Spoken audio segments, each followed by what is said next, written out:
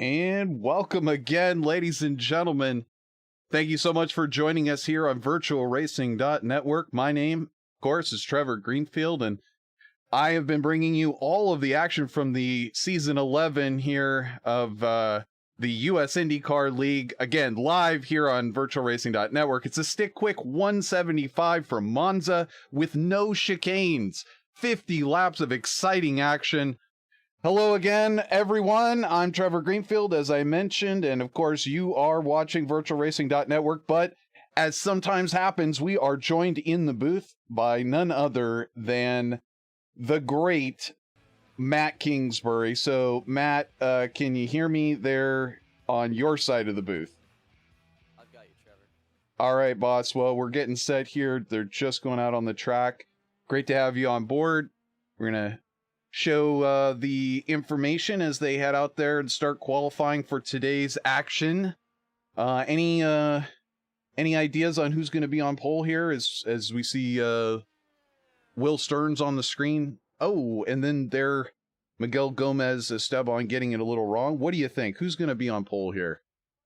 Yeah, I've got Graham Bunyan circled as my favorite, not just because he was fast in practice, but he's usually very consistent with the qualifying and has a lot of experience with road racing. But I also think Inigo Mardonez could stand a chance at grabbing the pole. He's looked pretty solid in practice. Absolutely. No, those are all good names. In addition, Dan Ench actually has the highest road rating for iRating, coming in at 2134. None of these drivers, a lot of these drivers doing league racing, maybe not spending quite as much time on the official series. As we watch Will Stearns complete his lap. Let's go over and take a look at Graham Bunyan as he does his lap. That might be a lap that might end up on the pole. So you can just never, that's the cool part, is you just really can't predict it. Whoever gets hooked up with this setup here in the US IndyCar League. Now, this is a fixed setup. So whoever can figure out that fixed setup is really the one that's going to get the most speed out of it, right? I mean, you got to figure out the controls and how they design the setup. Yeah, it looks like it's a pretty stable setup this week, which is great for road course. You don't want to have something that's really loose or overly tight. But I am watching Graham, and he's got quite the line figured out. It looks like he's very confident in the brakes, and he's driving in pretty deep. See if we can go on board. Watch the end of this as he comes through Parabolica. Infamous corner here, final corner at Monza as he completes his first lap. And no surprise, moves immediately to the top of the charts with a 121.09. So even with no chicanes, this is still a pretty good lap. Look at him flying down. Yeah, and he's up about 2 miles an hour there from the first lap. So I think the second lap's going to be one that's worth all the cookies. So first lap, I would just set down, a solid lap. And then the second lap, I'd throw it all out there and try to grab the pole. You bet. Well, looks like a number of drivers possibly having issues on their first lap. We're seeing that Dan Ench has gotten in a 120 flat, which is not too shabby considering how great Graham Bunyan is and has been pretty much dominating this series since about week 4. As you mentioned, he does have more road course experience. Thinking that our onboard audio not quite as high as it could be. There we go. Yeah, Dan's about to finish up his second lap here. It looked like a pretty good lap. We'll have to see what that time is. Some other cars I'm looking at. Oh, for this one, Manuel Gomez Esteban is setting his lap right now, and he's coming down the front stretch on his second time lap, and he's looking pretty good. Well, you just saw it on the screen. Dan not able to get in that second flyer, maybe taking a little bit too much out of Parabolica. So he'll have to settle with second. I think he'll probably be happy with that. But actually, now he starts sliding down the charts. Graham able to improve his time slightly, 21:03. And there we go. So we're going to get the official grid here. Oh, with only 5 minutes, not a lot of drivers able to complete their time. It takes about a minute and a half to get around the track. I see. So And Inigo didn't even get his lap time in for the second one because he didn't have enough time. Well, again, not going to be the most important because, again, there's going to be a lot of drafting, a lot of straightaways. So we got Graham Bunyan on the pole. Not a surprise. Your series leading driver, Jason Lowe, second place, manages just a half a second away. That's probably pretty good. Again, the draft keep you pretty close. Dan Ench, third. And a newcomer to the series. Great to have you joining us, Alex Simkowski. Didn't get a chance to pronounce it beforehand. Didn't realize he was joining until just before the race. Anyway, great to have you joining us, Alex. Rick Lovison there in fifth. Will Stern sixth. Manuel Esteban Gomez in seventh. David Stride there in eighth. Inigo Mardones in ninth. Mike West in 10th. David Zalesky in 11th. Jeff Murray in 12th. As we go back through the rest of the starting order here, you know, I'm actually kind of surprised, Matt. I kind of thought everybody would take this week off, this being mostly left-hand turners in this series, but it does show that everybody's willing to participate this week. Hey, I tell you what, Matt, while they're gridding up here, why don't we go ahead and take a look at the race video, the laps that you turned earlier, and we'll see if we can get that up on screen. It's kind of a new thing for us. We're proud to have Matt do this for us, and might just take a minute for us to get it on the screen here. About to start a flying lap of today's race course, which is Monza. We're going to be running the no chicane layout, which means it's going to make quite a fast racetrack. We started the lap back at the start-finish line right before pit entry, and we're going to be full throttle all the way down to the straightaway, bypassing the first chicane. And the first corner we do take will be the second corner. It's going to be full throttle. And we're going to stay full throttle all the way up to the second chicane here.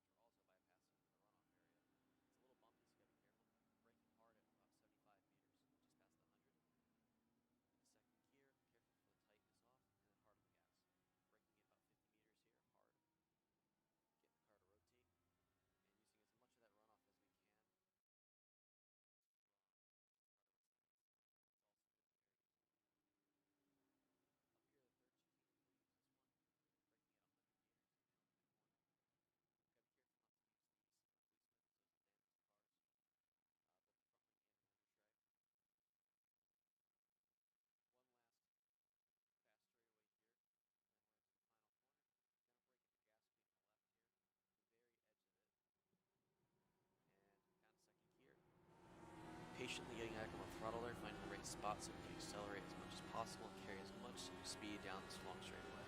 Crossing the start-finish line right here. Hey, Matt, that was a great video. I think that gives everybody a chance to see what's going on as we have Graham Bunyan lead us to the green flag. Excellent preview lap, and Bunyan leads us to the green flag. We go to a little bit wider of a shot. We can see some jockeying around for position here on the opening lap, opening straightaway. Great to have you joining us. It's round 6, the StickQuik 175 at Monza. No chicanes. Graham Bunyan leading everybody completely into turn 1. High speed, Jason Lowe just behind, and second, Dan Ench just behind him. Nobody has dropped back thus far. We've had no major incidents reported. We did have a few cars start from the pit lane though with Jeff Murray, and it looked like there was 2 cars that started in the pit lane. It was Jeff Murray and David Strid started from the pit lane, so they're a little off the back of the path. I see that. It's an interesting decision deciding to start from pit lane, perhaps expecting some sort of pile up. Dan Ench is getting overtaken by Alex Simonowski. Simkowski. I think that's what it is. I've tried to phonetically pronounce it. Simkowski. Thanks, Alex, for joining us. The American, appreciate it. Here we go. We're 3 wide on the backstretch. As we can see, Inigo Mardones getting around David Zalesky and Rick Lovison there. So dropping back a little bit, we check in with the leader here up in front. It's Graham Bunyan. Away at the front with Bunyan and Lowe. Looks like he might be able to tag along, but everyone else seems to be struggling to keep up.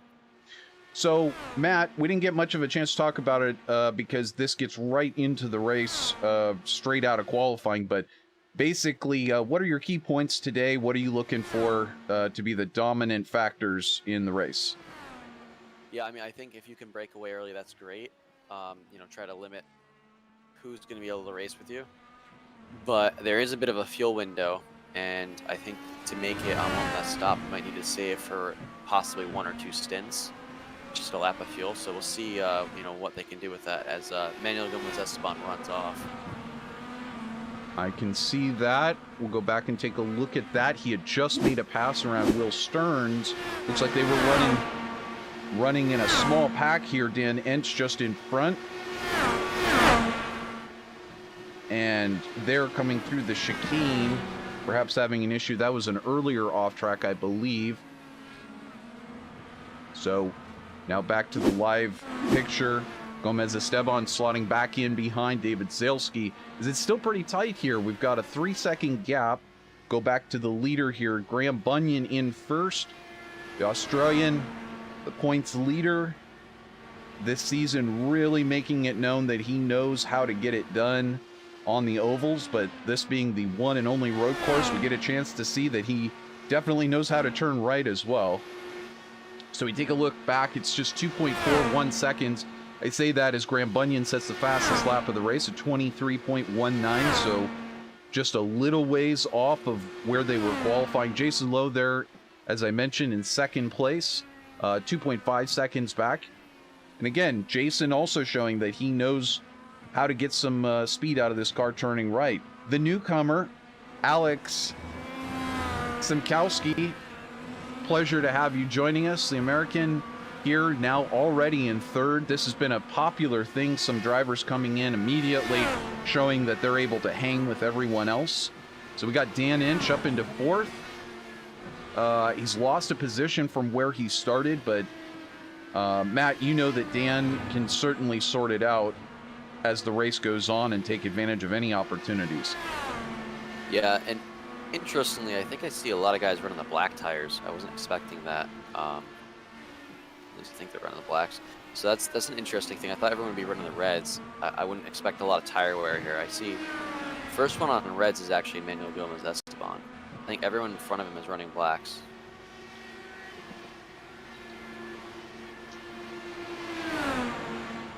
So possibly a little strategy with that, and then I think with Dan, I know he commented that about the fuel save strategy. So he doesn't look like he's able to save too much right now in the draft. So he might be trying to work the fuel maps and see what he can save. But it'll be interesting to see if that's the strategy or if just full on sprinting is the way to go. Yeah, you bet. Strategy always a factor in any iRacing race, but certainly in the IndyCar, you've got so many different options. You've got fuel mapping that you can play with, allows you to fuel save. There's other ways to fuel save as well if that's what you're trying to do. There we have a note. We've got a problem in the back. It appears to be Will Stearns. Yeah. Oh. Him and looks like Inigo Mardones might have got together also because he's off the track, and they both spun out actually the same corner, same way. They both clipped the sand pit. Taking a look at it here on the screen, and yeah, it's we joined it perhaps just slightly before. Let's take a look just a moment before that. There they were going directly into turn one side by side, and they made it through there.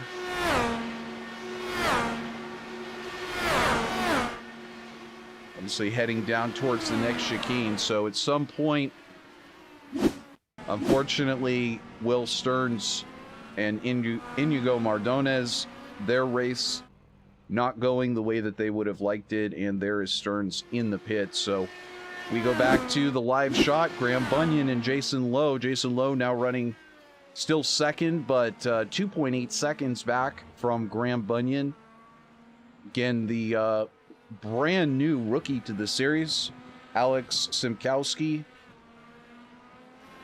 here running third. Sure, he'll be very proud if he can score that podium position. And Dan Ench appears to be just climbing up on the back of Alex Simkowski. As we take a look back, actually it's Gomez Esteban who's really collected himself. The Spaniard in the series perhaps has a little bit to say when it comes to turning right. He's sitting in the 5th place. You know, Matt, I know you weren't co-broadcasting with me last week, but we've been mentioning Manuel Gomez Esteban's name a little bit more here on the broadcast. He's managed to creep his way into the top 5 a couple of times. This may be a driver that's on his way up. Yeah, I like what I've been seeing from him. He's pretty patient usually, but he also knows, when to turn up the aggression. And I like a driver that knows how to balance that. I think you got to be aggressive at sometimes to make the move on. Otherwise, you're just going to get pushed around, and no one's ever going to, give you room. So you got to make yourself known. You gotta kind of earn your respect, and yeah, I hear what you're saying. It's one of those things. You race close with people. You want them to respect the fact that you're not going to just be a pushover and that they can intimidate you. And certainly that's something that happens out there on those ovals, for sure. So Gomez Esteban doing quite well here at Monza. Track he and I'm actually Inigo Mardones is now out of the race. So no, I take it back. He's actually rejoined. Excuse me. He has rejoined from the pits. But these two drivers, this would be their closest race geographically on the whole calendar. So perhaps even though it's just a little ways away, Italy from Spain, I'm sure they would like to bring home the European Cup from today's race. So we can see David's. I'm not sure how to pronounce it. We'll contact David afterwards. Stride or Strid. We'll go with Strid today, and perhaps it'll be Stride forever else if we find out. But David joining us, and we can't talk about that sponsor livery at all. But anyway, appears to be a cigarette smoker, and David is now running in 6th place. The Australian, joining the likes of Graham Bunyan, our fellow Australian in the series, as well as Matty Simpson, who we haven't seen for a few weeks. But great to have David joining us, and he's up 2 positions already, so fantastic for him. Now here's one of our series regulars, David Zalesky. He was absolutely in the top of the points earlier, but has not been able to make the last, I believe, 2 races. I know he was not at the last race, so he's down in the points a little, but if he's going to come back and be able to make the majority of the rest of the races, we will be seeing Zalesky certainly on those ovals. He's somebody you can't count out. Now, Matt, hang on just 1 second. I'm getting a little note here. It says, we can get it on screen. This was just in front of Dan Ench. Alex Simkowski going straight through the one and only chicane that is still on the track. Yeah, I think it's better to, if you can't make that corner there, just, safely driving through the sand pit, get back on track. It's better to avoid hitting those, as I call them, sleeping policemen. They're curbs that are sticking up, basically speed bumps. You hit those, you're going to damage the car. And at a track like this, where it's very aero dependent, you don't want an extra drag on your car, so you don't want to break a wing, you don't want to damage the underbody or the side pod of the car. So that was a smart move, just take the safe route out there. You bet. Some of that, some of the strategy of how to minimize your mistakes on track. Now, that's kind of, when you have a slowdown penalty, for example, at Le Mans, like we just did the 24 hours Le Mans, me, you, and 4 other great drivers, and then waking up hours afterwards, we get to do this cool race from Monza. It's like the ultimate sim racing dream world for us going on right now, Matt. But yeah, I mean, just minimizing those slowdowns, and then if you have to go off course in this particular corner, maybe you're fighting with someone else, what do you do? How do you go through that chicane, or how do you go off track and minimize your time that you lose? So that definitely being a major strategy. Now look at this battle emanating here for 3rd place. Dan had gotten in front of Alex Simkowski. Oh, and there we see Gomez Esteban. Rear end steps out. He's still sideways on the track. He gets it going again and only manages to lose 1 position. Now we're side by side on the start-finish straight. It's Simkowski who ekes ahead of Dan Ench. Ench slides in behind. So that battle continuing to rage on there for third. Looks like Dan possibly might get a run as they head down here. It's always tough to tell with Dan because Dan's sort of like that tiger that sits in the crouched position, ready to pounce. You know, you just don't know whether Dan is sitting there trying to do a little fuel save, biding his time, or perhaps just waiting for his opportunity to launch. Or perhaps yeah, go ahead. Something else you can do around here, so much straightaway and a lot of drag on these cars, you can just sit behind someone that's faster than you, let them tow you around the track, because there's not a lot of corners, and as long as you don't mess them up, you can just sit in that draft. Absolutely, and that is it's one of those keys. There he's doing exactly that. One of those keys to being able to take your foot back out of that throttle, and that makes that, in addition to the fuel mapping that you can do, if somehow you can stay up behind someone, like you see Dan Ench now getting into that really powerful wash that comes off the back of the Dallara IR18 IndyCar, especially with that windscreen out there. Once you get up in that pocket of air, you can take your foot out of the throttle. It's much like being in your passenger car on the highway and getting up behind a semi. You can take your foot out of the throttle and all of a sudden you're saving gas, but it does make your engine temp go up. So, it's so surprising. I was just watching this on screen. It's so surprising to still see them cut straight across that chicane. I don't think I'll ever get used to that. Matt, have you ever seen another series run this track in this configuration? No, I didn't even. I knew the first chicane could be bypassed. I didn't realize that they could bypass the second chicane because it's basically an off-track area. So I was kind of interested to see that. I didn't know it was smooth enough to do that, but yeah, it is smooth enough. So it's kind of a cool layout. Yeah, definitely cool layout. It's a little, like I said, it's a little visually difficult for me to wrap my head around people cutting through parts of the track that normally they stop for, but here we go. Nonetheless, you know, it's Monza's legendary circuit, and there is, of course, the even grander circuit of running the big oval, and there a big crash in front. Big crash. I believe that was Stearns again having a moment. He had a moment ago. We saw it on the replay, and there Stearns wiping out the car. Now, Matt, also, one thing we did not mention earlier is that these drivers are afforded a fast repair for this race. So if Stearns can get back to the pits fairly quickly, he can, in fact, get that damage fixed immediately. Well, I think that's his second wreck, so he's probably used it already. I see. Well, you only get one get-out-of-jail-free card today. So, yeah, unfortunately... Our fifth place runner, David Stridge, is stopped in the pit lane on lap 10 there. So that's a little early to make it on the fuel strategy window. So I think he's trying to go for I think it's a 3-stop strategy here rather than a 2 or 4-stop strategy rather than a 3. So, okay. Interesting call. Well, while everyone else is fuel saving, you can of course go for the rabbit strategy, and if you have any sort of pace to be able to back that up, but you gotta use that to your advantage and be able to kind of run off the front, and I don't think he has that kind of pace. Nevertheless, here's Jason Lowe, your series defending champion, in the pits. And yeah, so I think it's going to be pretty obvious who's going for the longer strategies here. I think if Graham can make 13 here, that'll be interesting because he's been running pretty fast lap times. But, you know, he might pop down this next lap. I think we said 12 is what you can run flat out, so... the other one I have circled would be Dan Ench, who's gotten around Alex Simkowski, who's pulled down the pit lane now. I can see that. Yes, we now have Lowe, Simkowski, Gomez Esteban, David Zalesky now in the pits.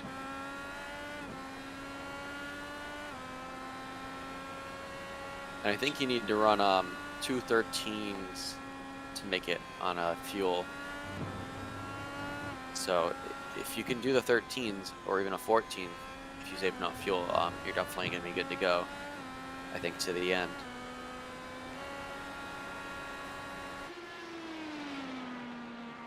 So we can see just behind, looks like Mike West and Simkowski Mike West takes a little bit of dirt there on the inside, and West now finding himself in 6th place, up 4 positions on the day. He has yet to pit. Bunyan, however, our leader in the pits, and Dan Enge now circling 17 seconds back. So we'll have to see how this plays out. We'll throw the track map up on screen so people can follow along. Looks like Dan stays out, so for now it looks like he's got enough fuel to make one more lap. We'll have to see if he can do another after this. I think that might be a stretch, but for now he's the only one that's on the the fuel save strategy.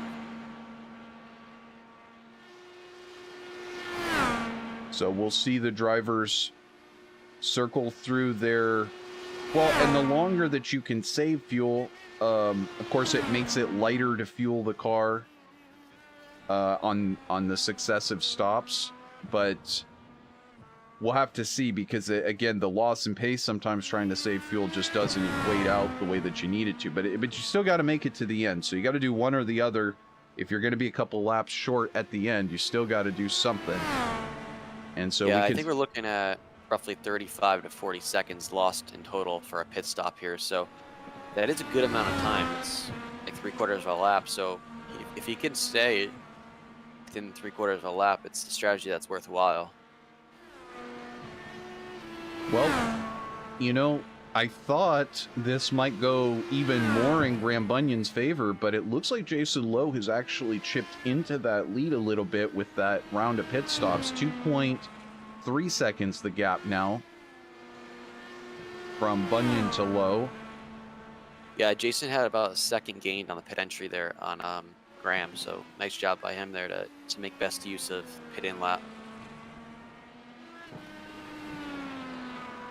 So here you can see the total overall time, and it's exactly as Matt called it. Of course, Matt, a winner many, many, many times over, including some really big races and championships. But you can see it right there. The lowest amount of time, David Stred there at 39 seconds, but Lowe actually about a second quicker than Bunyan on pit road. So Matt, there's just all kinds of ways to try to make up time. It's not just on the track. There's the pits, you've got fuel saving, so many different strategies that you can play out and try and take that overall victory. Yeah, and Dan Enge came in pit stop that time by. He actually led a lap, so I guess he'll get that bonus point for leading a lap, which is good for him. Absolutely. And he's put himself in a good spot strategy-wise. I mean, he's running in a great spot. He's running, I think, 3rd. And he's got himself in a spot where he could possibly jump others. And it looks like there's a car not too far behind him, so if he wants to jump behind him and fuel save, it's a great opportunity. You bet. That would be Alex Simkowski just coming up on the back of Dan Enge. So we've got Dan Enge now going into the chicane. So Graham Bunyan has re-inherited the lead as Enge pits, puts Enge 21.94 seconds back. So not sure if Dan had the ultimate pit stop there, but nevertheless, looks like Dan's best lap thus far at 24.23, and Graham Bunyan's best lap at 22.81. And by the way, so the difference in the two would definitely say that Enge is on a fuel save and Bunyan is possibly trying to just run off the front if he can. But would you believe that it was actually Jason Lowe who just set the fastest lap of the race at 22.53? So does Jason Lowe have something to say to Graham Bunyan about not only you're not going to walk away and get this race win, but you know, Jason's kind of he's up against the ropes as far as the season championship goes. He's had a couple of weeks that really haven't worked out for him that well. And recently, Graham Bunyan, the opposite. He's been able to emerge up in the points as the clear leader. But Jason is going to have to start to do some real work here and pull out some time out of somewhere on both the ovals and the road courses if he wants to have a chance at this championship. Hey, Matt, he's closing in this gap is down to 1.89 seconds. Yeah, he is. I think he's on the button maybe a little bit, a few laps there. Right now he's not, but another guy that's closing in is David Strid. He's a little ways off the back, but he's running he was running the fastest laps on track there for a few laps, and he's made his way up to third. You are on the ball, Matt. It's almost like you're looking at my timing and scoring software, but I know you aren't. That's how totally glued into what's happening Matt is. That's why it's a pleasure to have Matt Kingsbury joining me once again here in the booth. But Matt, I tell you what, this newcomer to the series, David Strid, he's got it down. He's in third place. And he's had no off tracks today. He still has 9 pushes to pass, as does Graham Bunyan. But I think you told the tale. Jason Lowe down to 1 push to pass remaining. So Jason Lowe actually starting to now fall back a little bit. Gap now up to 2.2 seconds. So perhaps burning all that fuel to get that fast lap and trying to potentially get that 1 bonus point. Hey, that's a strategy too, right? Well, I like the strategy there, trying to close into Graham and try to catch the draft. If you can catch the draft, it's a lot harder to break away. So I like it, like the risk that he took there, especially if you do it during, your out lap when there's no idea how hard someone's pushing. That's a great idea. So I think Graham realized how close he got. Graham's definitely going to have to, he's going to take the pace up a little bit, make sure he doesn't catch that draft, make sure he can't fuel save off of him, make sure he can't, hold the draft and stay within, distance to strike. You bet. Well, we take a look. It's not a surprise to be there. We can see, just as I was saying that, Alex Simkowski passing Dan Inch again. This for 4th place. Yeah, I don't think Dan will be complaining about that too much. I think he's going to just tuck in the draft here and save a little more. Oh, interesting. Dan broke there real early. He did kind of break there a little early. Perhaps taking a little bit of a different line, or perhaps like me, I just would have a natural reaction as soon as I get close to that chicane. My body just remembers how to drive that chicane, so I would be surprised if somebody doesn't say, oops, wait a minute, that's not how we're doing it today. Yeah, I mean, it still is a bit of a chicane because you have to, weave your way through that runoff area, so maybe the angle he thought he was at, he would push wide and hit the grass or something. So he maybe was just trying to keep the car intact, which, yeah, that's probably the most important thing. Well, we can see Jason Lowe now down to 1.83 seconds, 1.74 seconds as he burns that final push to pass. We also have another note that I almost don't want to leave this battle, as Bunyan is put his teammate that we saw, Mike West, earlier having an incident. He's put him a lap down. We do have this note as Jason Lowe approaches the back of Mike West. Take a look at this. It is Rick Lovison. Yeah, this isn't the best news for Jason Lowe because it's going to hurt him, but the other two, thankfully, they move right out of the way. So good sportsmanship by those two drivers to let them go and continue their battle in a fair way. Well, we saw Lovison tap the left side of the car there on the screen, and unfortunately that's going to really hurt his day. He's now pitted. He's going to take that repair. And Jeff Murray just spun in the final chicane there. He's still blocking the track as some cars are approaching. Absolutely. That was Alex Simkowski going by, and here goes Dan Inch streaming by. Jeff now down a lap. Like I said before, there's a lot of difference in the amount of experience out here on the track. Jeff with just a 575 I rating and a C license, and that has nothing to do with his potential capability on a road course. It just says he doesn't race very often, and perhaps isn't looking to, do it very often and improve his I rating that much. And to be honest with you, sometimes you get scared off, to be honest. Like you do really well on ovals, and then you get onto road courses and you get taken out of a few races and you just go, I don't want to deal with this anymore. And so you just kind of put it on the side until you're in a league like this, and all of a sudden you got to show up to Monza and put it all on the table for the championship. You got to really stretch yourself. Maybe you don't like, and that's part of IndyCar racing in general. Matt, if you're going to chase a championship, you're going to encounter types of tracks that you don't normally race on, or perhaps aren't your cup of tea. They aren't the style or the format that you like, but you still got to do it. You got to do your best. You got to really rack your brain to figure out how to make yourself faster. Yeah, I think that's important.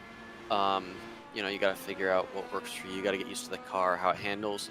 I think the IndyCar is one of those ones where it is very difficult to drive. It's a downforce dependent car, so you got to be committed to driving it. You can't really take it slow, take it easy. You got to drive it hard, because if you don't, you won't have the downforce to stick to the track. That's a very important point. It's all about finding that balance and making sure that you're driving the car the way that it needs to be driven to optimize that balance front and back. These cars are really sensitive to that balance, whether it's the aero or the mechanical balance. If you get it just slightly wrong, even just into one corner, it can make all the difference in the world. So we look, so our top 5 here, Graham Bunyan, as we are lap 20 of 50, Graham Bunyan leads Jason Lowe. That's the way they started. That's the way they're running now.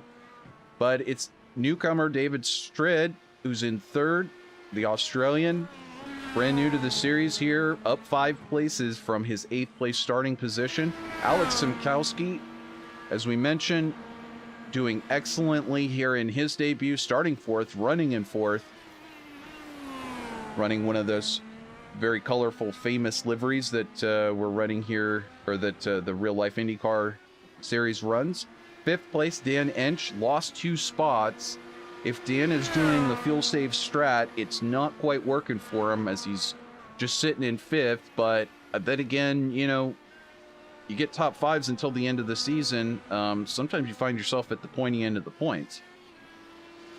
Yeah, and Dan doesn't fancy road courses that much, but he did say he felt pretty confident around this track, so he's showing a pretty good performance today. He's also still doing it with his best attributes. He's doing it with his patience and his tactical mind that he uses. So I like what I'm seeing. I think if he gets the top 5, he'll be very happy with himself. You bet. And also, Dan always undersells his own talents. It's so funny. Sometimes he'll do really, really well in a race, and I'll congratulate him, and he'll be like, "Oh yeah," and I'm like, "Well, I almost don't know what to say to Dan, because, like I said, he undersells himself, and then he sometimes does quite well in either random road course race or more likely ovals that we managed to find our way in together.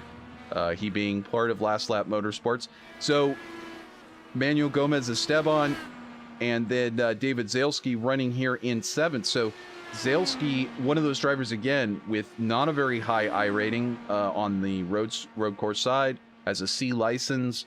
And that's, again, just not indicative of anything other than they just haven't put too much time into their official iRacing ratings or license level for the road courses. But Zalesky is excellent on the ovals. He's always a competitor. Anytime we have an oval that is a place where he can use the tools, so he's great strategic mind as far as using the tools available to him. And now running in 7th place, up 4 spots from where he started. I mean, this is already looking much better for him than I think he might have imagined.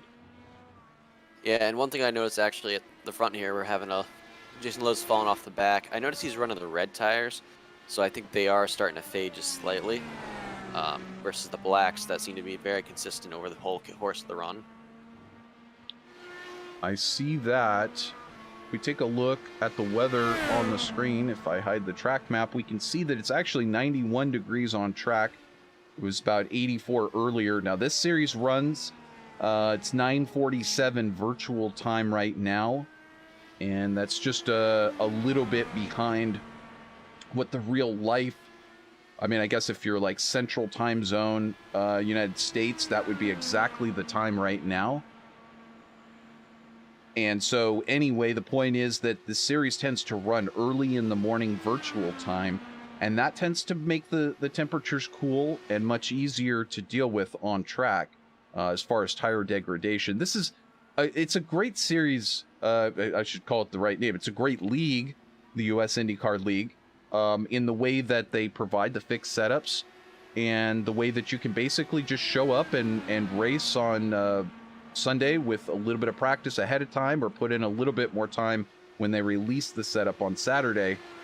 Just kind of making it easy for drivers with a little bit more downforce, and trying to just think of making that arrive and drive and just a little bit of practice time an easy thing to do. Good leagues like this are much easier for people to get into, I think, Matt.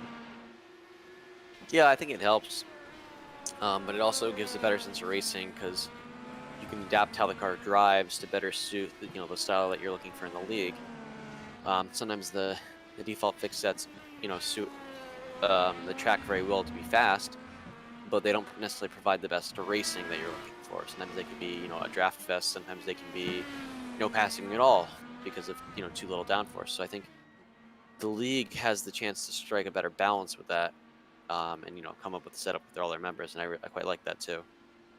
Completely great points. And the truth of the open setups thing is, as a competitor, all I want to do is find a competitive advantage over my competitors. I don't care whether they have a great race or not. I'm not thinking of the fans. I'm not thinking of great TV ratings or anything. Literally all I want to do with my setup is go out there and beat the other cars, and hopefully just have speed on everyone else. But when it comes to this management of a league, of course, you're involved in several leagues in the administration.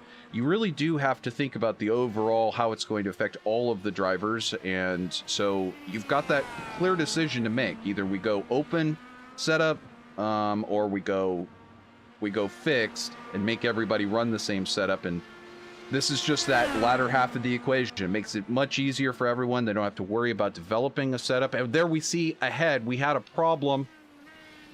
Try to get on board with that.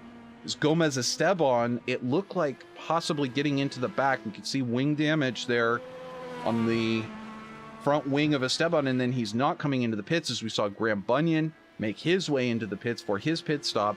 We'll see if we can go back and... Jason Lowe stopped earlier too, and he's made his, so we'll have to see if that, if he cuts into the time anymore for Graham Bunyan and all. Well, Matt, we just backed it up and we were looking at it there on the screen. It's pretty plain and simple. We'll see if we can play it one more time here.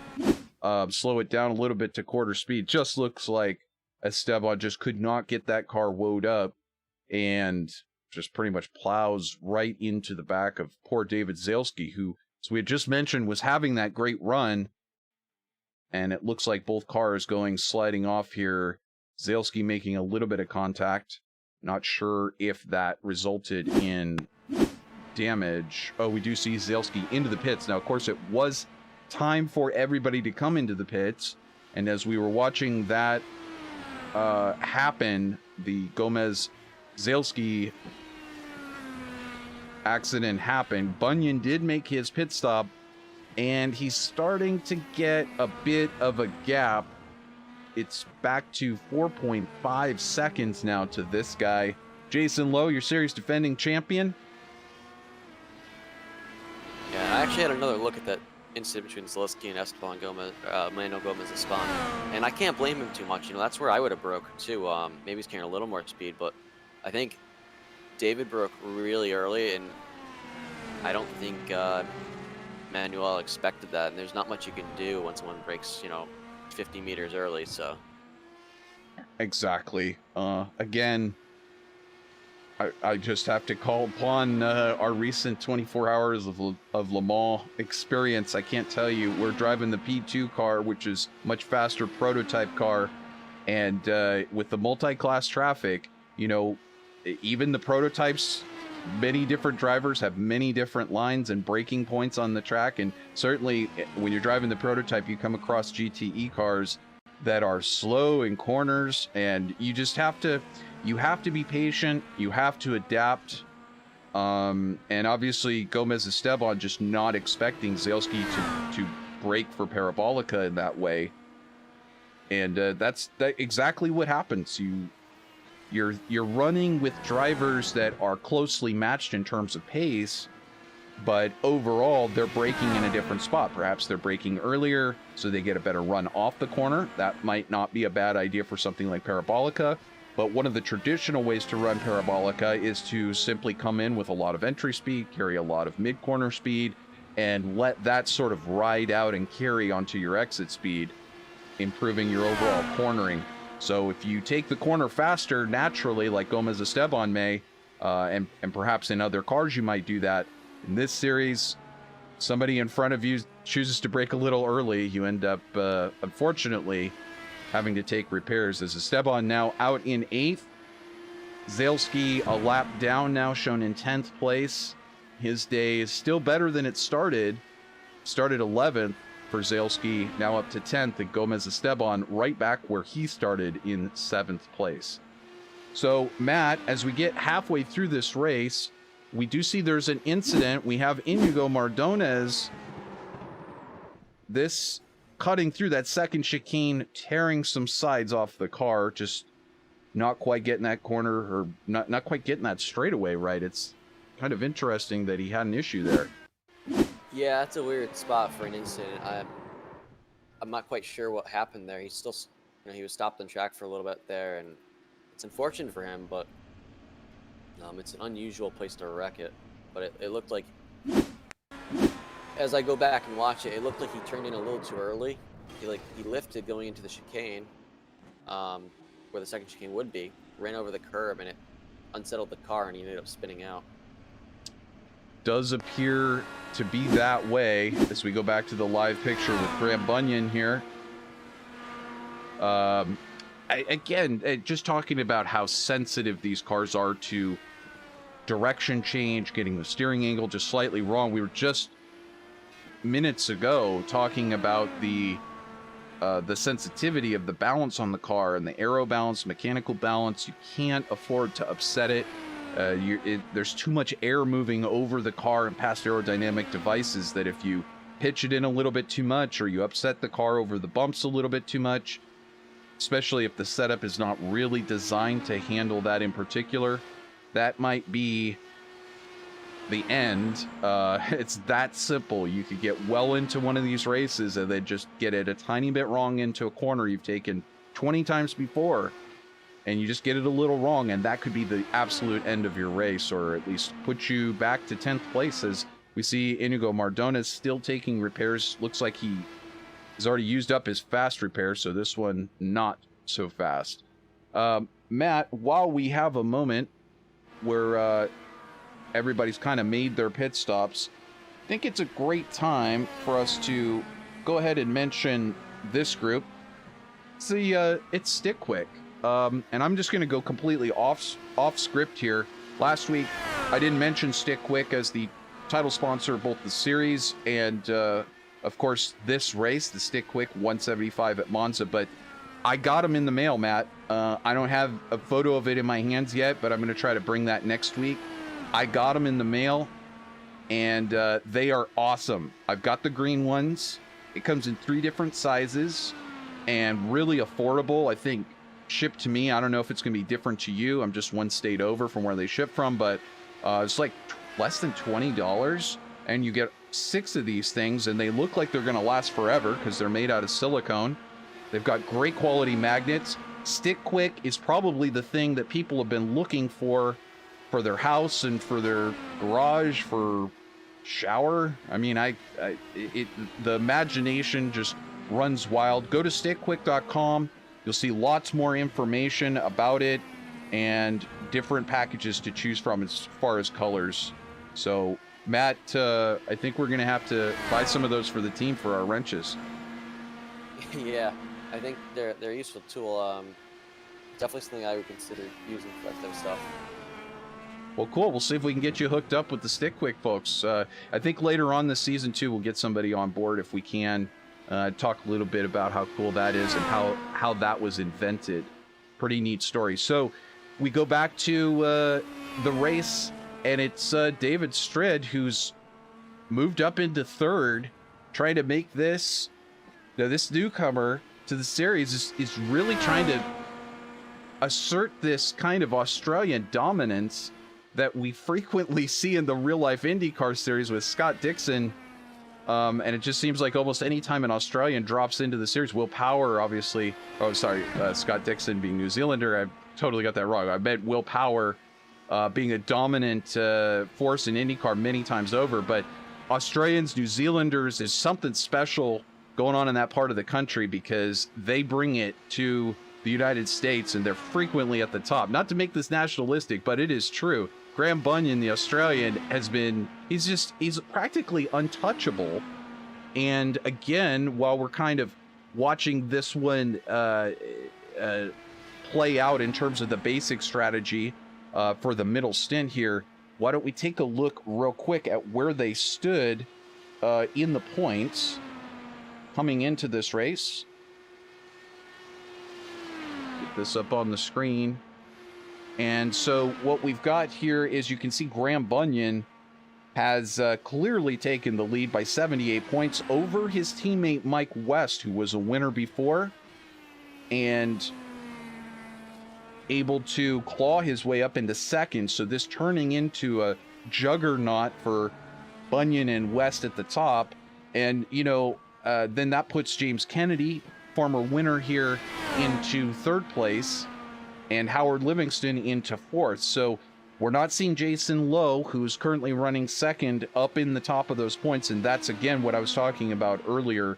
Some of these drivers just not having great weeks. A couple of the drivers choosing to sit out a couple of weeks, leading to them dropping in the points. But it's no doubt, I mean, normally when I look at something like Bunyan and West, two teammates who are up at the front, you want to start thinking like, hey, they got something special going on with that setup. But in this case, it's a fixed setup, and these drivers just really acquitting themselves well out there. So no necessarily competitive advantage going on in that team. Just maybe some really great sharing of information. We understand that at least Graham Bunyan does get fed his numbers, his fuel numbers, from a strategist. Strategist going through some tough times last week. Graham giving a shout out to him over the interview, but hopefully he's doing well, or his family's doing well now, and it sure looks like it, because Graham is marching out in front, and he's probably saving fuel at the same time, to be honest. Yeah, he has backed his pace down a little his last few laps, but I think where he's at, the strategy is just keep sprinting, because he's broken the draft, and there's no one that's so far able to catch him. So I personally would like to, just keep the sprint strategy up. I think it's hard for the car in second to save fuel unless he finds a drafting partner. So, well, we've got how many cars still on the lead lap? We've got 6 cars on the lead lap. It's Graham Bunyan. This is your top 6. Graham Bunyan, Jason Lowe, David Strid, Alex Simkowski, Dan Ench, and Manuel Gomez-Esteban, recovering from his earlier incident. Actually able to... Oh, he's now been put a lap down. What am I seeing on the screen? Yeah. Am I right? Gomez is a lap down. Okay. Manuel Gomez-Esteban's lap down.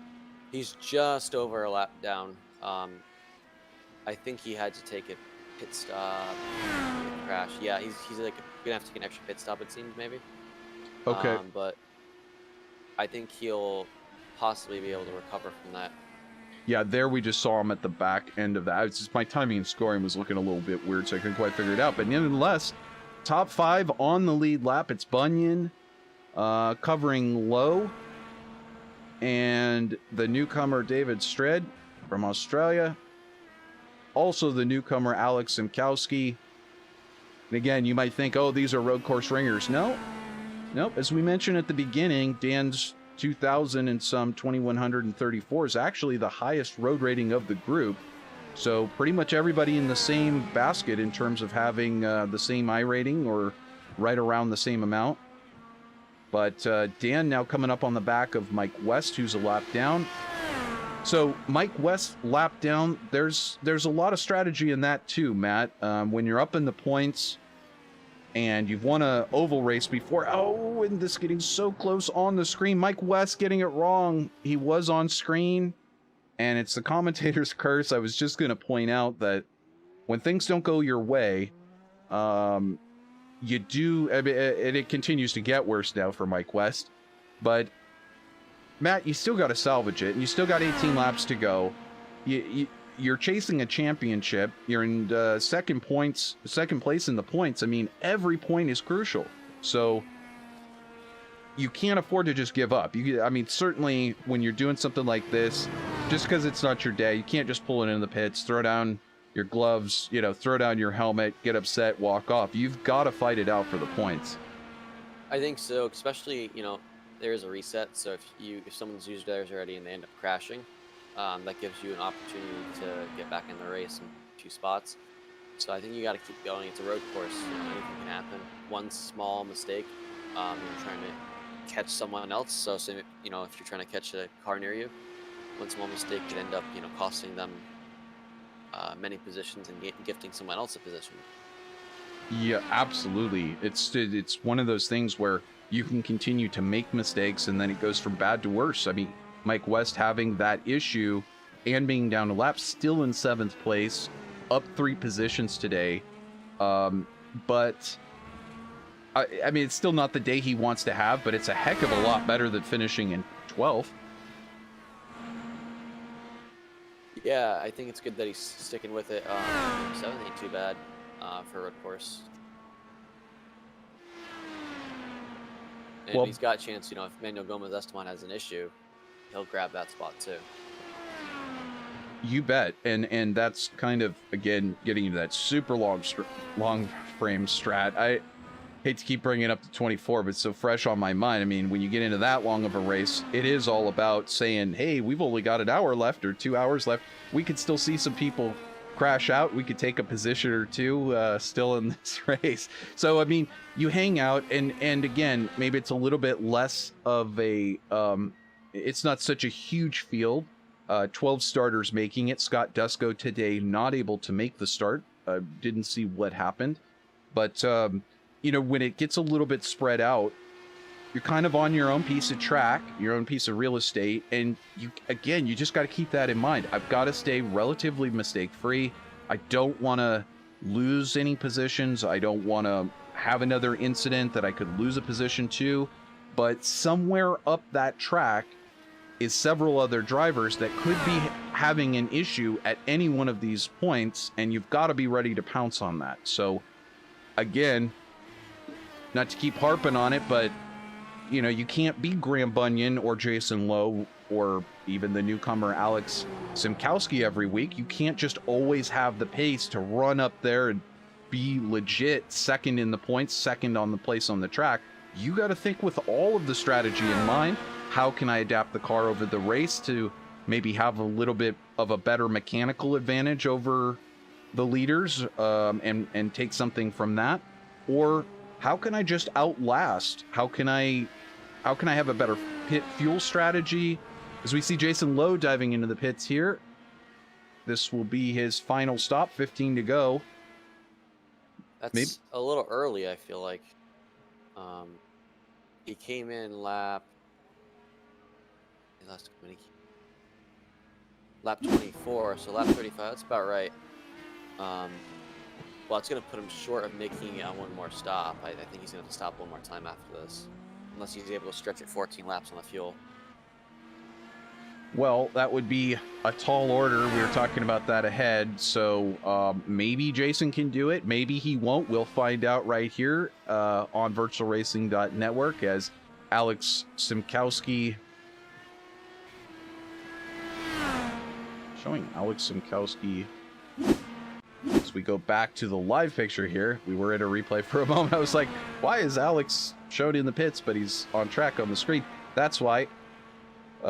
That's product of 2 hours sleep, Matt. That's what Le Mans will do for you. It's pretty cool, though. It's a short plane ride from France to Italy. So I know you took your private jet for the team. I had to take the coach ride. That was a lot of fun. Anyway, back up here to the front. We got our leader in the pits. It's Graham Bunyan. And he's got a 42-second gap. So I think that's going to be enough to cover Jason Lowe. And this will, of course, put him with 14 to go. You think he can do it from 14 to go, though, right? I think from where he's at, yeah, he's got a shot at making it to the end. Whether he decides to or not will be up to him. You know, he might say, hey, it's not worth fuel saving, because that would give Jason a window, possibly. But I think he'll probably end up fuel saving just to play it safe.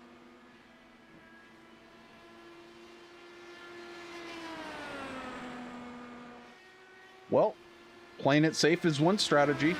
Going for it's another. We've done some risky strategies. It's one of the things that we like to do a lot is go for that moonshot, see if we can find that one strategy that others aren't thinking of. So who knows whether it's going to play out for Lowe, trying the undercut and going for the long-term fuel strat. But he's 8.6 seconds back from Graham. And again, sometimes you get to this point of the race, you've tried everything you can try, and you look at you look at yourself in second place and you say, well, that's not too bad. I haven't been getting that many second places. Maybe I'd just like to kind of solidify this. And so maybe you take your foot out of the throttle a little earlier and give it a little bit more time for the car to rotate so you don't get a chance to have it get thrown off the track. So we see Jason Lowe having to get around the lap car of Jeff Murray, who had some issues a little bit earlier. But, you know, the real problem with that, Matt, when you start going all conservative, protecting position, is this is exactly what happens. You see Alex Simkowski, the newcomer to the series, shown in the back there. No, I'm sorry. I had David Strid. I'm sorry. It's David Strid there behind Jason Lowe, closing in just 1.10 seconds. This is it. It's going to be under a second here momentarily. Strid on the move, marching forward, showing that he really isn't afraid of any of this competition. And again, 1,683 I rating. I mean, a lot of these drivers driving incredibly well for this I rating that they have on road courses. And it looks like David is he's not afraid. He's marched into this series and he's willing to take the fight to anybody. Yeah, I like what I've seen from him. He's been pretty conservative with his lines, not taking extra risks. But he's very consistent. And the speed's there. I think he's definitely not fuel saving. If Jason's going to fuel save, he'll probably tuck in behind David and save right behind him. But I think that's quite a stretch to make it that far, unless you've been doing it. And it's a risk, because if you don't make it, well, you just gifted David, the spot. So I think it's a risk to try it, but we'll see how it works out. Well, you saw it happen right there on screen. It's David Strid right around Jason Lowe. Lowe looks like running that fuel save strat because perhaps he came in a little bit early. That costing him dropping back to the final spot on the podium. He's got Jason Lowe has a very long gap to Dan Ench, so that's probably not, and as Dan pits again. Yeah, Dan could definitely make it, though, on this stop here. So if everyone's having to stop one more time, Dan's got the shot there to close the gap, possibly, if he's sprinting from here on out. So what you're saying... Well, I hate to cut you off. I apologize for that, but what you're saying is possibly we may have Jason Lowe run out of fuel. We may have any of these drivers that came in. I mean, you'd think Graham Bunyan knows when to come in, but it could get a little tight. It just depends. And we have a note. Yeah, Graham just spun it in the final chicane a little bit. He kind of went off track and then hopped the curbs. So potentially a little underside damage in that car. But he's got a big enough gap where, he should be okay pace-wise. It's okay, but I tell you what, that gap has now closed. It's 5.3 seconds and under. We saw that replay on the screen. David Strid on the right strat, not making any mistakes thus far.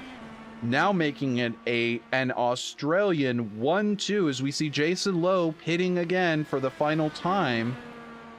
Did Jason Lowe possibly incur damage? We'll take a look at his car. I don't see anything. So maybe Lowe deciding after all of he realized that, his strategy wasn't going to work, so he wanted clean air to run, unimpeded laps.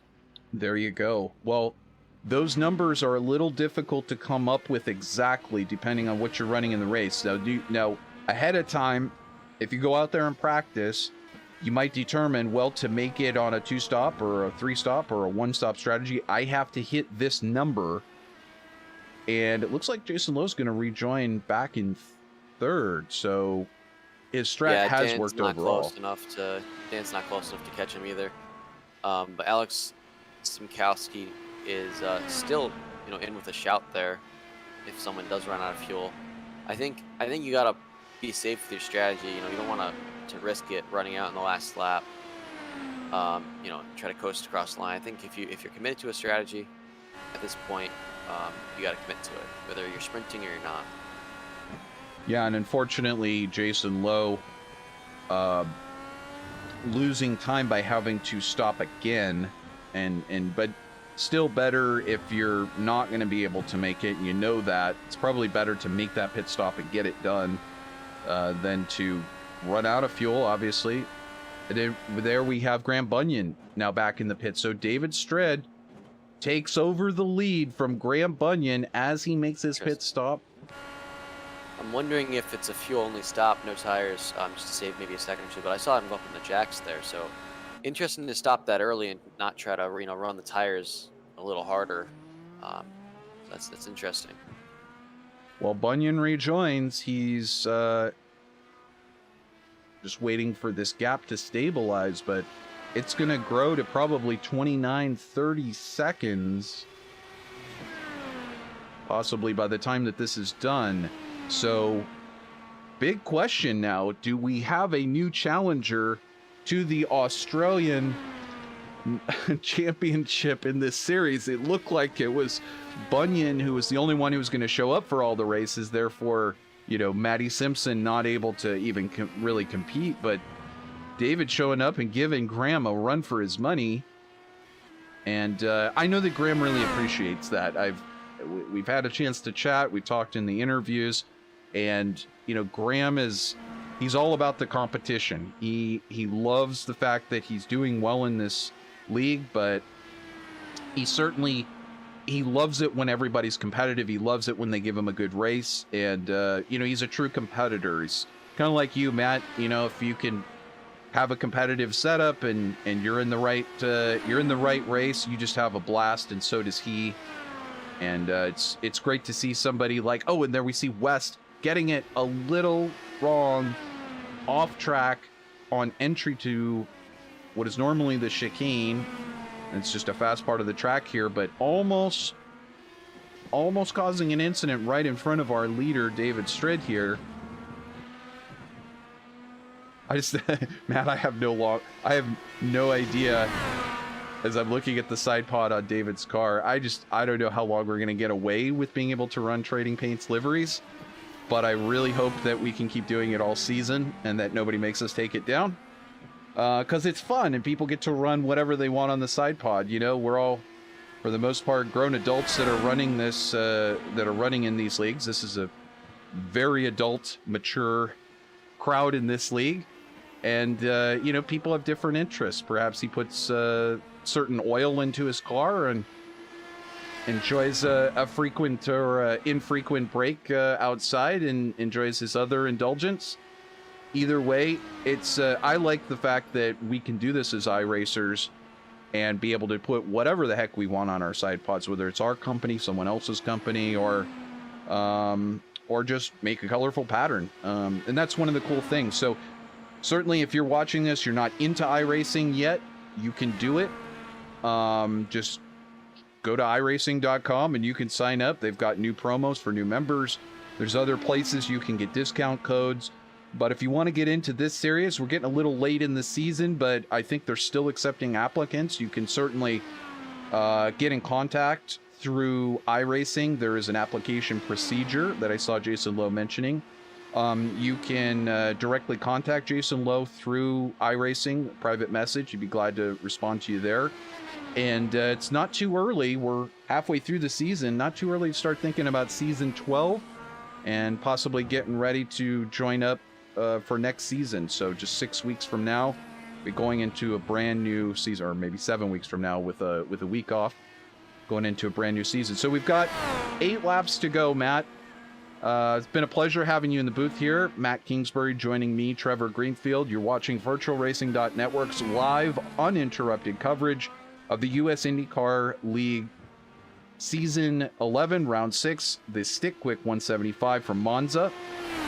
And it's been a good one so far. We've seen Graham Bunyan take the pole, but not be able to hold on to the lead the entire race because of this newcomer on your screen, the Australian David Strid, who has given a great challenge to Graham Bunyan. He's managed some good laps, great strategy. His best lap time is actually better than Graham Bunyan's best lap time, a 22.67 for Strid with 4 pushes to pass remaining. And he's using a little secret strategy right now, Matt. He's using push to pass, exiting the pits. I think that's a great move. Yeah, I think so too, because Jason Lowe is not too far behind and he doesn't have any left. So to get up to speed quicker, make sure you keep that draft broken, possibly lock up second place there, keep Jason back in third. You are absolutely right. Again, Matt on the ball. That's why you get paid the big bucks and are in the booth, Matt. Because Jason Lowe, 3.5 seconds to David. But I'm watching that now start to go back the other direction. So perhaps Lowe still not able to quite get down those lap times that he wants to on hot tires. Strid now 4 pushes to pass. Jason Lowe has 0 pushes to pass to use. And Strid 6.9 seconds and closing a little bit on Graham Bunyan. So again, mounting a great challenge here to Graham, but perhaps, I mean, he's got it under 7 seconds now. So Matt, what are we watching here? David just finding all kinds of speed, able to claw back, starting to go through those pushes to passes down to 4. I think it's a big gap to have to close. He'd need, I think, something to happen to Graham to make it work. But, you know, never say never. One small mistake, again, from Graham, and he could be right back in this within 2 seconds, 1 second, and put the pressure on. So I think we got to wait and see. But overall, yeah, there's a chance. Well, so you're saying there's a chance. That's all I care about. I love watching competitive racing. I'd love nothing more with 6 laps to go than to see this driver right here click him off 1 second a lap and be right up behind Graham Bunyan for a showdown. It is 5.5 seconds now. Graham, I don't know if did he not take enough fuel maybe on that stop to make it? And maybe he's doing a little fuel saving? I'd find that hard to believe because all he had to do was top the tank off to be sure to make it. So if he messed up the fuel, that'd be a big error and an unnecessary risk to change the fuel load. Now, I don't know if this number, I mean, this is provided by our software, so we'll watch this at the end of the straight. Is Graham perhaps down on speed after having that spin and slight off track earlier through the chicane? Did that possibly damage him? Because we're looking at 177 miles an hour, 178. So is that full top speed here? It's hard to say with, when the tire pressures come up and the fuel burns off, it probably should get a little faster, but it doesn't seem too slow. But, he's dropping a second in a quarter a lap. I don't know if that's because David's on the button still. If he's not on the button, then we're going to definitely see, I think we're definitely going to see a battle here. But if he keeps closing in a second a lap, he's got a great chance to get there. Well, Matt, Graham's got 6 pushes to pass to use. He's kept that in the bank. It's 3 pushes to pass for David Strid now, so he's used 1. Monza's that kind of track where you've got long straightaways. So if you do have a push to pass, you push it and you've got it until you take your foot out of the throttle. He's got it down to 3.8 seconds now. With 3 more pushes to pass remaining, we could see him pull up on the back of Graham Bunyan. And if Bunyan is really tight on fuel, he won't be able to burn those pushes to pass to defend. We could have this shaking out as there you see Strid on the button. I can't really see it on our screen. We'll cover that up so that the fuel mapping is not shown.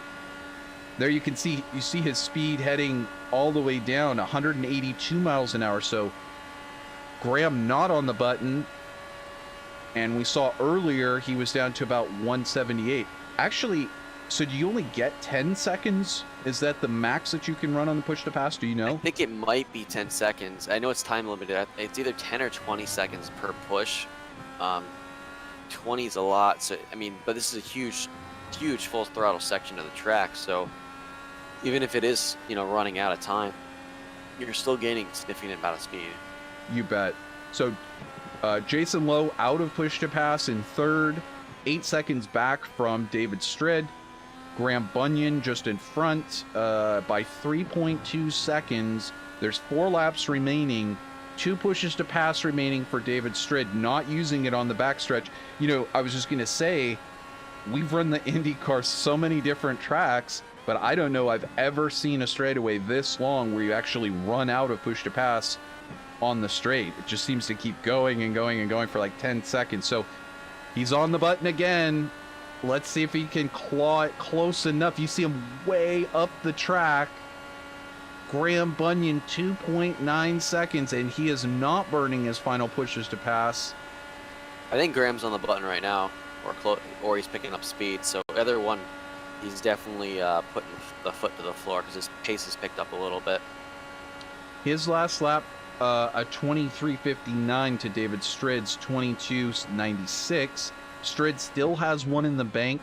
Graham, actually, our software shows that he did not burn push to pass, but perhaps he got a better exit out of Parabolica or something like that. There we saw some brake smoke.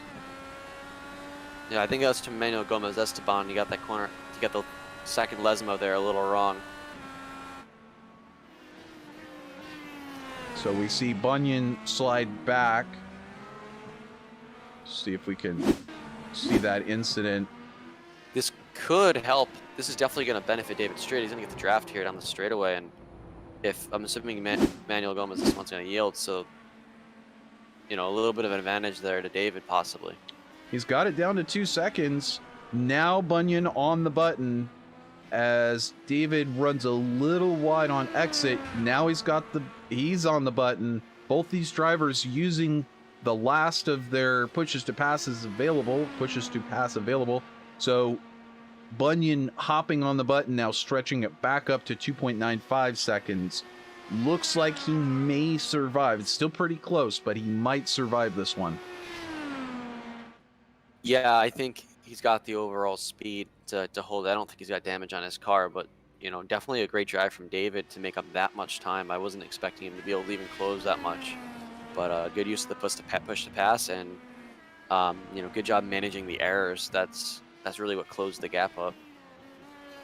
You bet. Managing those errors, minimizing the errors. I don't recall seeing Strid go off track and Bunyan throwing away many seconds on track, having that incident earlier. That's exactly what we're talking about. Keeping it in that zone, finding the optimal range, and just going into the zone where you just focus and you lay down the laps and kind of wake up towards the end of the race and say, hey, I'm only 3 seconds from the lead. I could have potentially won this one. So Graham, yep. I think David was one of the ones that started from the pit lane. So all the time he lost was because he had to drive through the entire field. He started in 8th. I'm not sure if he did, but if he started from the pit lane, that is a question as to why he did that. However, on screen you see a white flag for Graham Bunyan. If it was close on fuel and he burned exactly one of his pushes to pass. Keep trying to pluralize it, push to pass. by using just one of those, he was able to stretch the lead back a little bit over David Strid. But if he was tight on fuel, this may get a little crazy at the end. So we'll have to wait and see. I think everyone's okay. They all made their final stops. But yeah, I think great drive from Graham so far. Great drive from David and Jason. You know, they're all pretty close here. And 16 seconds over a race that's, you know, an hour and 20 minutes or so is not bad. I agree. Yeah, we do open races and fixed races for the Indy cars, and very frequently it's like a lap that might even separate first from second, or half a lap. This is not even close to that. So these so I mean, Strid and Lowe really hanging on well, and for that matter, Ench hanging on to fourth here. He's lost a position. Lowe's lost a position. Alex Simkowski has lost a position. But Simkowski new to the series, and there you go. It's Graham Bunyan taking the checkered flag. He does it. Pole to checkers. You see David Strid there in second place, and Jason Lowe just coming off the final corner parabolica. He'll find himself in third. I think he'll be very happy with that, given all of his ups and downs of the day as they park here on the front straight. And so cool to see that. All of our finishers here parked.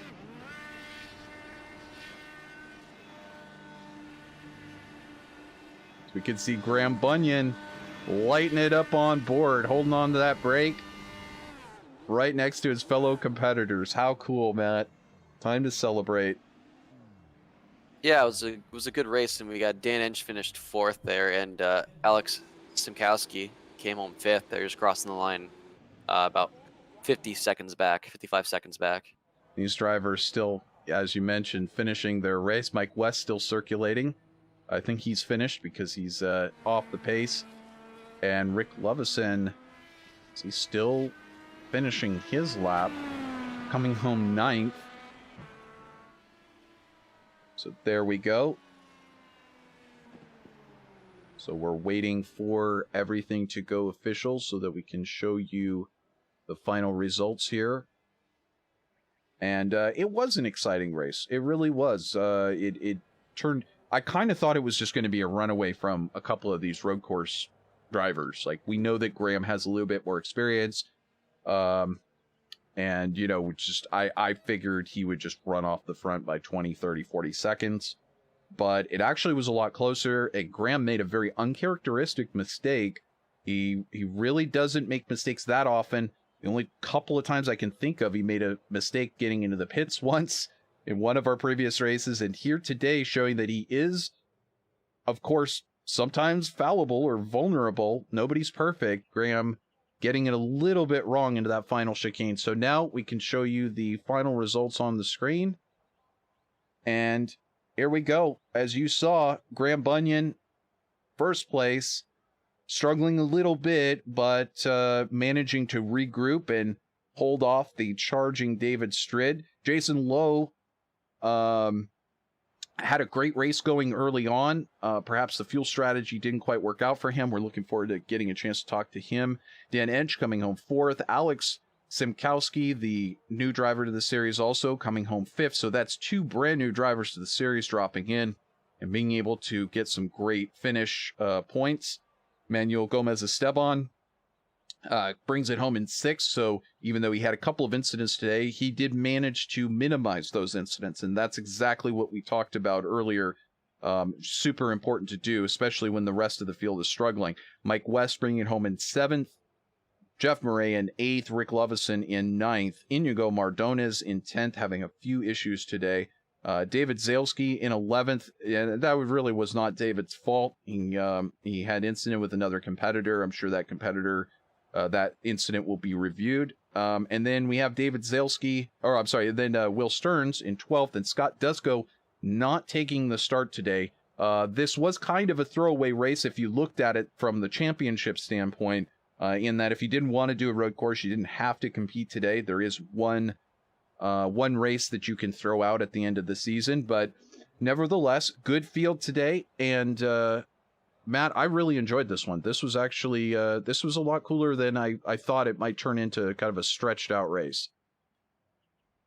Yeah, I ended up closing up at the end there very nicely and providing a little opportunity. I think, there was two strategies to be had there today: fuel save or not the fuel save. I think either one could have worked. And depending on the style of racing we got, and it spread out a little bit to the fact that we had guys running, battling rather than just sitting in line and trying to save fuel. So I thought that was quite interesting. Yeah, I completely agree. That was fun to watch. See some different strategies going off. So now, fortunately, we do have our third place finisher, Jason Lowe, joining us. We'll get him in. And hey, Jason, can you hear me? Oh, you know what? He actually jumped out of the broadcast booth, which is really interesting. Getting a little bit of crossover audio from you, Matt. I don't know if you're unmuted there. Try to get Dan Ench to join us. Oh, there's Jason Lowe. I see that he's actually joined, although his mic is muted. So a little bit of technical glitches. But Jason, if you can hear me. Yeah, I'm good. All right, boss. Good to have you join us. Did you have to take a bio break after that one? No, it was pretty good. It was a pretty quick 50 laps. Yeah, so was it quick? I mean, how did it play out from your standpoint? Looked like you were, you had it, you were second, and you were running great, and then what happened? I started the race on the primary tire by mistake, and when I switched over to the alternate tire, they just felt really slick to me after the first 5 or 6 laps, and I lost pace.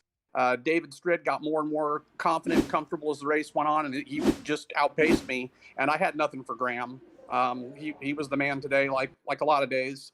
But I'm not the best road racer, but I enjoy it. It's a lot of fun.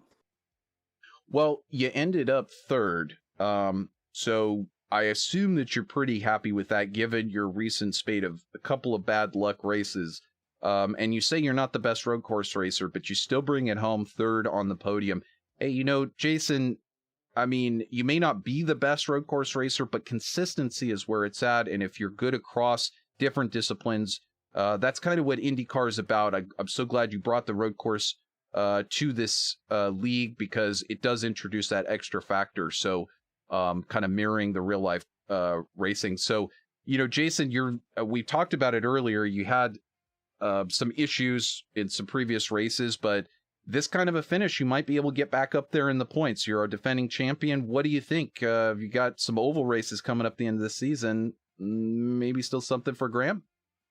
Well, it's certainly going to give it all I have. I'm definitely not giving up, but I have had a couple unfortunate things earlier in the season. Some of my doing, some not of my doing, but that's the way it goes. And we go into each race trying to get a win. So that's what we're going to keep doing. We're going to keep having fun. Thanks to StickQuik for sponsoring our league. Thanks to all the drivers in the league. We actually had a new driver today, Alex, and I'm not going to butcher his last name, but he was first day with the league, and I believe he got a top 5. So that was good. And Dan, I know, was right behind me. So it was a good day.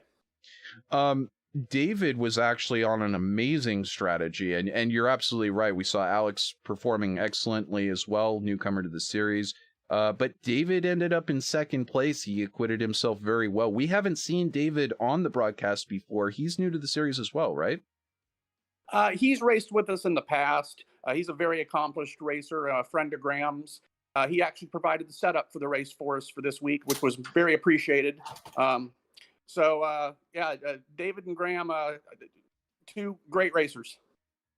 Well, that is, it's so cool to have them join us. And again, buddies of buddies, hear about how cool the racing is, want to get in on it. We already mentioned how they can contact you through iRacing. But, I was talking earlier also about this great relationship that you guys have with the US IndyCar League has with StickQuik. And I got my StickQuiks in the mail, and I just got them yesterday. I was so busy with Le Mans, I haven't had a chance to start throwing stuff up on the walls yet, but this is a cool product. It's so cool. It looks super durable, and cool for me to get to call their name, because I hope more people can buy these things. yeah, very, very handy item to have around the house for organization. Absolutely. Well, pleasure to have you with us, Jason. You got final step on the podium. Enjoy your champagne afterwards. And I've been enjoying your shots of your new kitty over on Facebook. The occasional growing pains with having a new kitty in the house, a little bit of scratched leg syndrome. I'll wish you luck in that, and also letting everybody know that you have been recovering for quite a while from severe shoulder surgery. So it's great to see you still getting great performance out of the car, turning right and left. And hey, congrats to you. 3rd place on the podium, and going forward, I think you got a real shot at the championship again. Well, hey, thanks for the great broadcast and for all you guys do for us. And thanks for everybody who watched. My absolute pleasure. Jason Lowe, your series defending champion. And at the moment, I do want to bring in, just for a second, since we have him, I just want to find out what happened in his race if we can. Hey, Dan Ench, are you there? Yeah, I'm here. Hey, Dan, glad to have you on the broadcast, man. So you were running some cool strategy. It looked like it gained you a little bit, but ultimately it got you 4th. Talk a little bit about what you were thinking from the very start, from your point of view. Well, from my point of view, the 3 guys on the podium should have been the 3 guys on the podium, and I don't think I could have competed with them straight up on the same strategy. So I thought I'd try a little something different. And now looking back on it, I don't think it would have mattered either way. I think Alex and I might have had a better fight for 4th place if I hadn't had the fuel strategy. So I'll at least take benefit of that, I think. But Alex is he's our newest guy, and he's going to be super competitive. I think he did a great job out there too. But great job by Graham and Jason and David. Man, they ran a fine race for StickQuik today, and we do appreciate StickQuik for sponsoring us. Wanted to say hi to those folks. You bet. And we just talking with Jason about that awesome StickQuik. Yeah, I got mine. I can't wait to throw it around my house. I just did get a chance yesterday with Le Mans. But hey, you got 4th. Again, road course, you've actually got the highest I rating of the whole group. So we thought you might get a top 5 out of this one. But back to the ovals for the rest of the season, and you got a chance there as well. So you think you got a chance to get the owls.org up there in the championship at the end of this one? I'm still in the running, and anytime I can get a 4th on a road course to keep me in the running, that's a big day. So I'm all smiles right now, and I am going to get an oval win before the season's over. Mark my words, I'll get one. You heard it here live, folks. Dan Ench making the prediction he will get that win. So we await to see. Thank you so much for joining us, Dan, and good luck with the rest of your season. And so we've got one more driver in the booth that I'd like to talk to. It's actually, well, we've got 2 more drivers. Of course, your winner, Graham Bunyan, still he'll be here in just a moment. But if we can talk with Alex, I'm not going to pronounce it wrong. Alex, tell us how to pronounce your last name, bud. It's Simkowski. Cool, we got it. Matt, we did it right. Hey, Alex, pleasure to have you joining us here on the broadcast. And of course, you're new to the series. What brought you in, and how did the race go for you today? Well, as far as why I joined up, actually, well before I even got iRacing, I just started doing iRacing January this year. Oh, wow. And Very new. and basically, I was doing some Forza leagues, some other stuff, and I stumbled upon their Facebook page. So I've kind of just been hovering in the background, and then I saw the post yesterday. I was like, hey, can I get in on this? And here I am.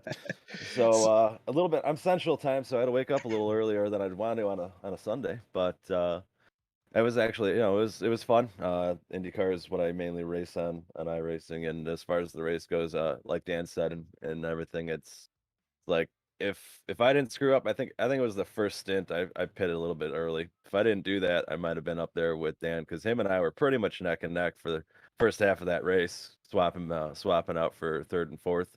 Well, and that's got to be super compelling for you. You just get into iRacing this year. I mean, I say just, so many drivers have been around for years and years, and many of these drivers, Dan Ench for 8 years or something like that. Anyway, you get into iRacing this year. You're into IndyCar. I assume you're probably a fan of the real life series because you have that livery on your car. And then here in your very first race, You come out with the fixed setup, and you just really take it to these series regulars who have been doing this for years and years. That must feel pretty darn good to walk home or to come home with the top 5.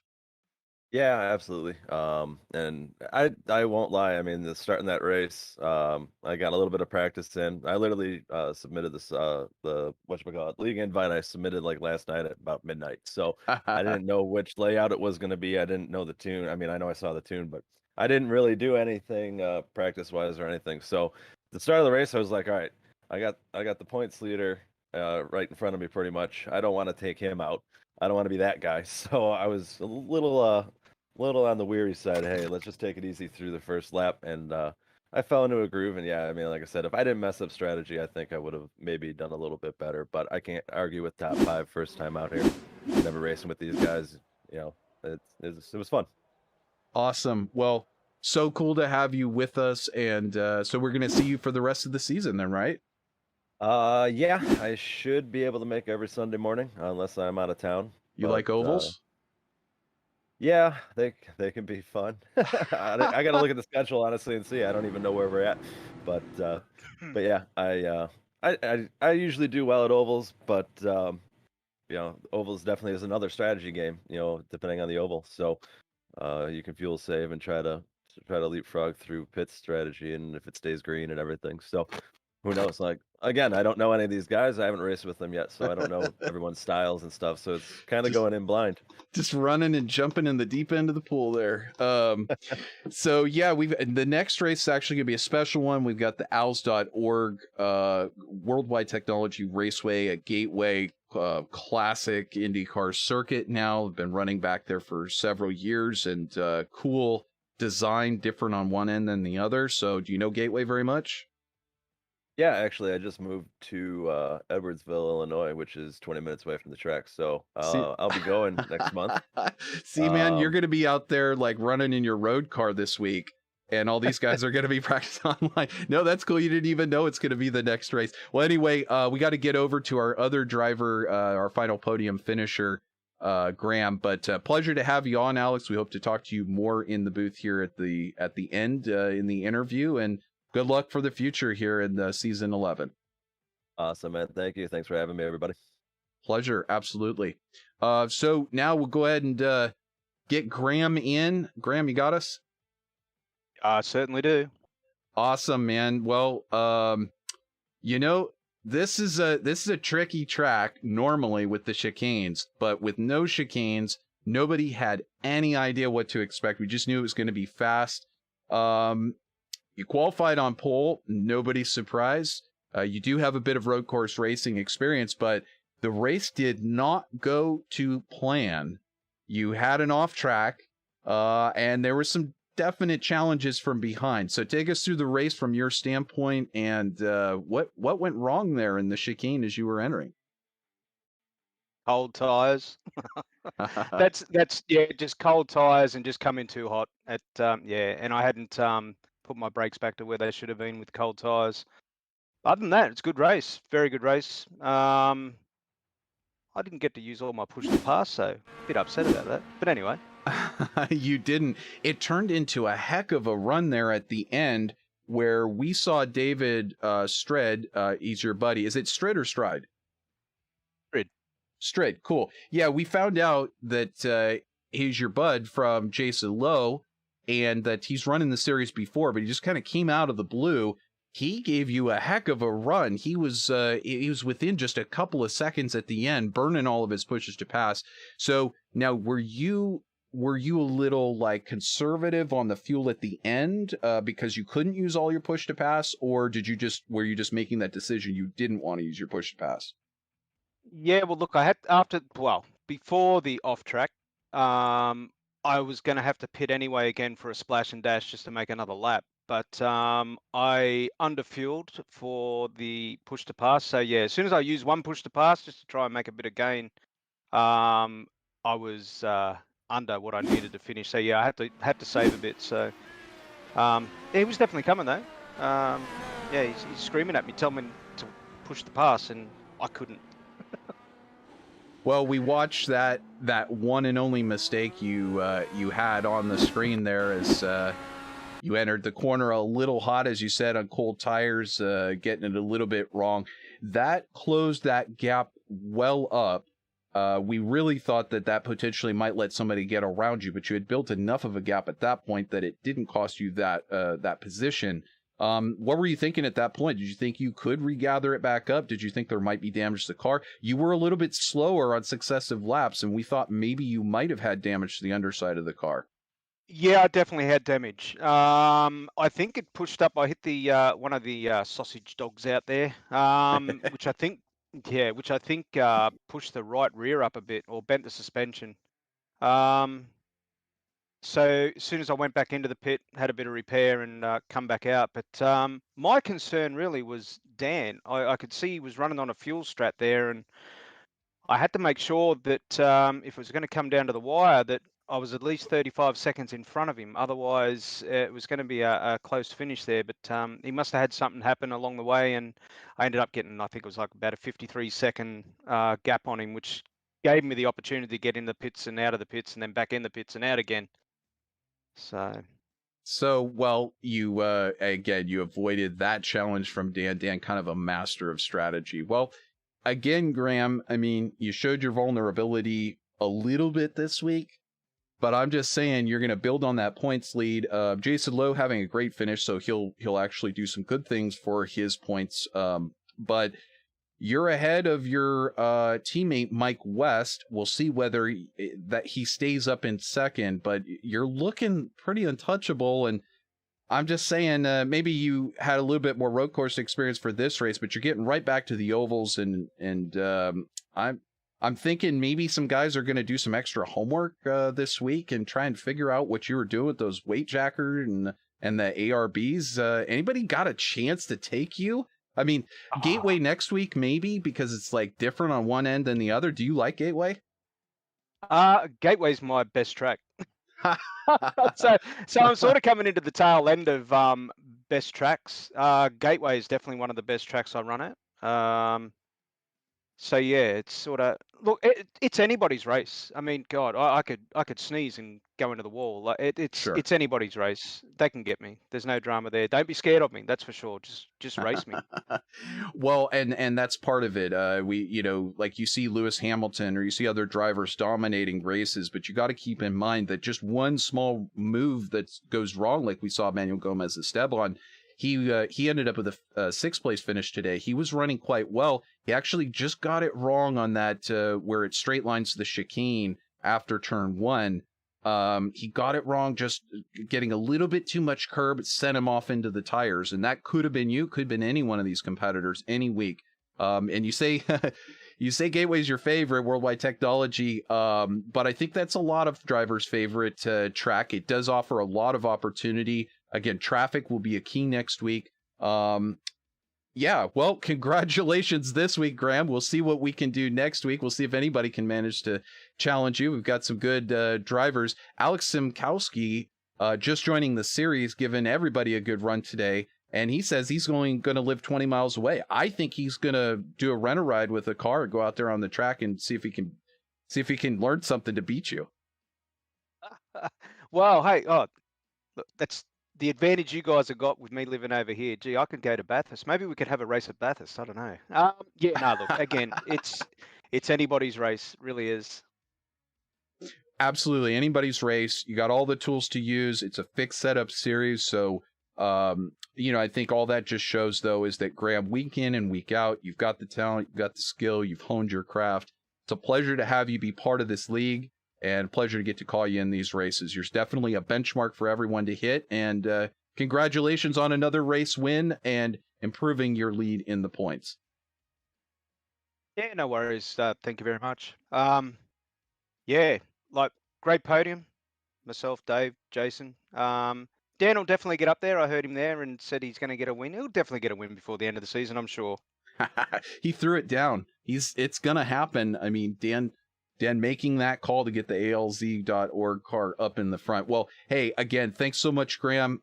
Pleasure having you. We'll see if Dan can challenge you or Jason or any of these other newcomers to the series. Of course, we always got your teammate Mike West, who's taken a win already, and We look to see Kennedy also back up there in the front. David Salesky not having the race he wanted to do today. He's not been there for a couple of races, but he's been strong. So again, thank you so much for joining us, Graham. You're down there in Australia. It's time to get some sleep, and we wish you the best of luck going forward. No worries. Thanks for having us. All right, guys. So that was Graham Bunyan, your series leading driver at the moment, as you see circulating on screen. Matt, it was a great race today. It was a lot of fun. And I think I'll just go ahead and close this out by saying it was a pleasure having you joining us in the booth, Matt. Excellent race today from Monza. A lot better than I think we thought it could turn out. Yeah, any last words, Matt? I thought it was a great race. I think next week being at Gateway, it's a driver's track. A little hard to pass there, but also a track where strategy and, getting your cautions, when deciding if you're going to pit under a certain caution or whatnot, that's all going to be very important. So it should be a good race. Totally. It's one of my favorite tracks. It's one of those, I think it's one of those tracks that you either click with or you don't. If you don't click with it, you could absolutely hate Worldwide Technology Raceway. But either way, you can't hate the cause. It's a great cause. Alzheimer's Association 180, presented by StickQuik at Worldwide Technology Raceway. Then following that, we're running each week, so make sure you stay tuned. Make sure you go over to the YouTube channel and subscribe if you haven't already, as well as like this video. Tick the little box that's or tick the little bell so you get all the notifications of the upcoming races. Because we're going to have another great one coming the next week. The Miguel Macias Sr. Memorial 190 from Texas. Great track. Phoenix, Las Vegas Motor Speedway, Rescue Ranch 190 at Michigan, and then finally Chicagoland. A great variety of different ovals coming up. So make sure you subscribe. Hey, Matt, it's a great race. Pleasure to have you on board, but we saw Graham do it again. You think anybody can challenge next week? Yeah, I think it is a hard track, but it's an oval. Well, and a lot of the guys here are obviously very good on the oval. So I think someone could definitely challenge. Well, great. Thank you for making the lap video. I hope all of our viewers found that interesting. First time doing that here on VirtualRacing.Network. And again, pleasure having you with us today in the booth and watching alongside of us in the out there on YouTube. Again, like I said, make sure you subscribe. It was the StickQuik 175 from Monza. Your winner, Graham Bunyan. Second place, the newcomer, or not newcomer, but we haven't seen him this season, David Strid. And Jason Lowe, your sole American on the podium, bringing it home in third. That's it for today, everyone. Again, my name is Trevor Greenfield. I'll be with you again next week. My pleasure to have Matt Kingsbury with us this week. And until then, like I said, make sure to subscribe over on our YouTube channel, as well as go ahead and like this video. We'll see you again next week, everyone, from Worldwide Technology Raceway. This is Trevor Greenfield signing off for VirtualRacing.Network. Thanks. Bye-bye, everyone.